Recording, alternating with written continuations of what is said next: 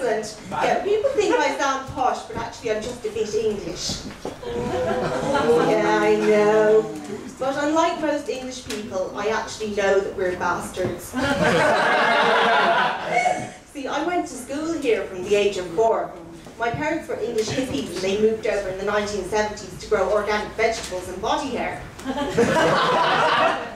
they sent me off to the local school and I basically learned all about Irish history. Yeah, I was a right little provo at the age of 4. I was there and I was like, 800 years. Boo!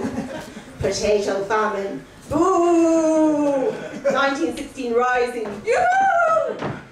So I used to come home from school and I'd be like Irish dancing around the kitchen, playing on the tin whistle and singing Shinna Fina File. And my parents were like, what the fuck is she talking about? You see, my parents went to school in England and they had a completely different history over there. They learned these glorious tales of, British colonisation, where the sun never set on the British Empire. I mean, there's all these soldiers like marching around the world with their twirly moustaches, spreading civilization and venereal disease. So my parents decided to come to Leitrim and live on top of a mountain. The mountain was so bleak, there was nothing there but an old ruin and a hawthorn tree swept in the wind.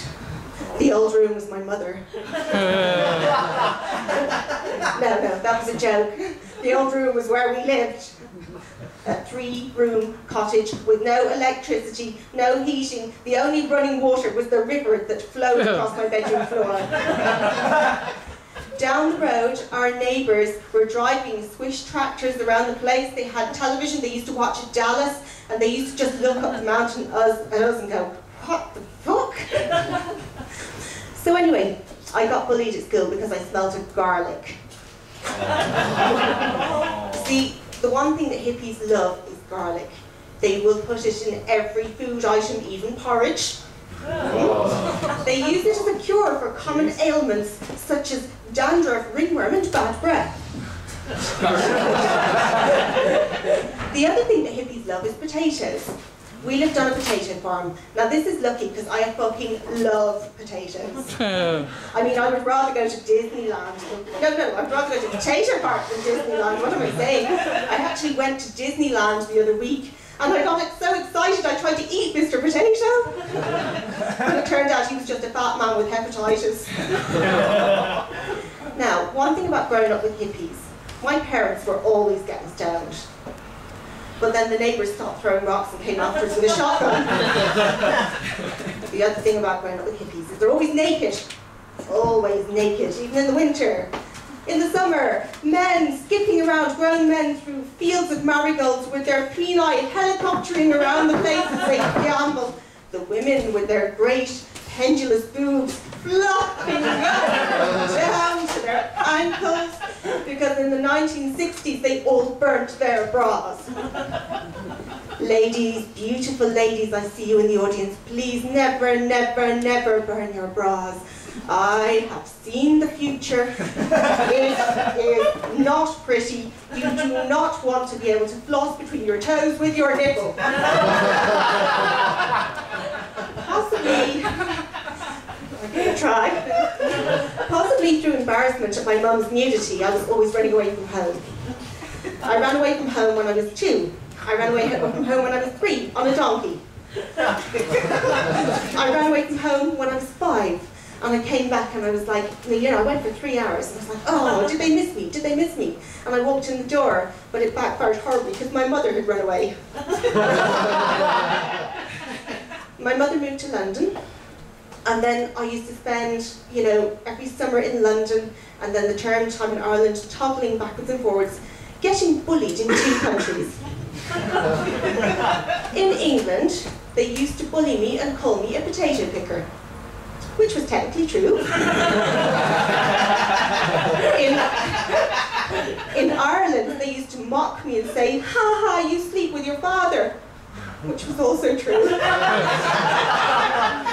Now, don't get me wrong, my daddy is not a paedophile. It's just the cottage was so cold that if you left a glass of water out at night, the glass would freeze over.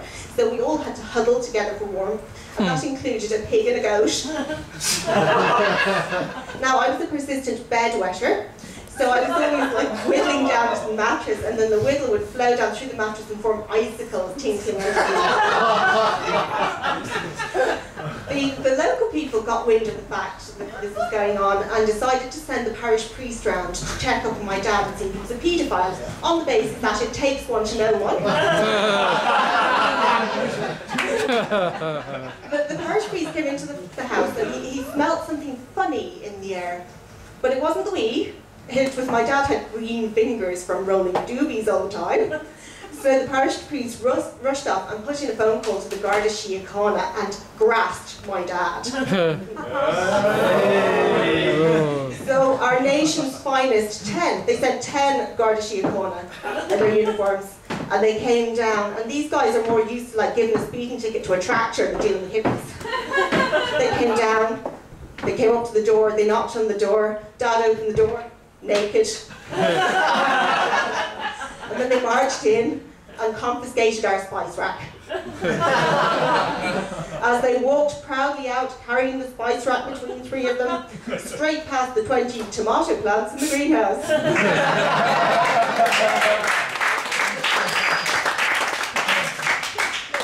I've been a burlesque performer for the last 10 years, probably because of all the nudity growing up. I'm quite used to it. I don't mind getting my kit off. I mean, people think that burlesque and stripping are the same thing, but strippers actually get paid to take their clothes off.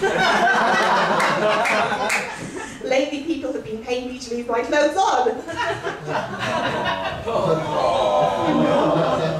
But you know what? I mean, even though I'm uninhibited about my body, I still have bits. I mean, ladies, you can probably identify, and gentlemen too. Everyone has a bit about their body that they don't like. For example, I got my mum's hips and my dad's boobs. I also got my dad's beard. I had to shave. Thank God I didn't get my dad's dick, right? I got my grandma's dick, it's massive! The good thing about being a chick with a dick is you can do helicopters. Good night, Irene. Thank you very much. Now, Pearson, ladies and gentlemen! First time doing helicopters and first time doing stand-up, ladies and gentlemen! Fantastic. That was great. There's some images there that will be left in my brain for a long time. It's oh so still. You're all alone. And so peaceful until you fall in love. Simple, the sky up above. Simple is caving in. Wow, wow! You've never been so nuts about a guy you wanna love. You wanna cry, you cross your heart and hope to die till it's over, and then it's nice and quiet. But soon again, starts another big riot.